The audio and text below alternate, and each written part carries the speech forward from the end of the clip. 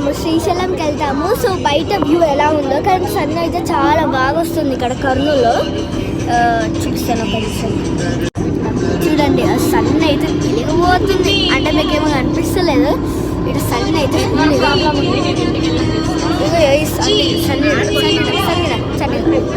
ఇక్కడ ఇదంతా ట్రావెల్ బస్లో ఇదంతా పైన అయిపోయారు. Subscribe to the channel.